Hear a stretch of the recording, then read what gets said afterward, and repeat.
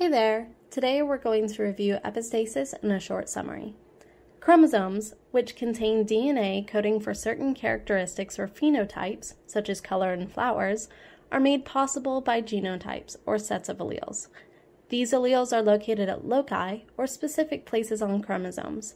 Now, epistasis is when two different loci on different genes contribute to the same phenotype, or characteristic. Basically, the expression of alleles at one locus can cover up the expression of alleles at another locus. From this, we can obtain the same phenotype from different genotypes.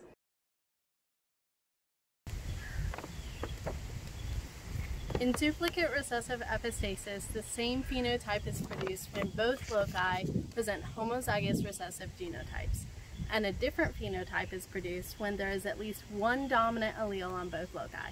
Let's look at the mythical tomatoes to understand this a little better. When two specific loci, named A and B, have recessive alleles, the tomatoes grow small. But when both loci contain one dominant allele, the tomatoes grow large. Here's our small tomato, and here's our large tomato.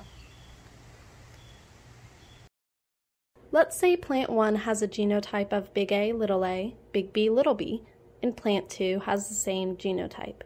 They both have large tomatoes because they have dominant alleles at both loci. This is the expected result of offspring genotype possibilities we would get from a cross. The highlighted genotypes would result in small-sized tomatoes, and the non-highlighted would result in large-sized tomatoes. We would expect a ratio of 9 large to 7 small.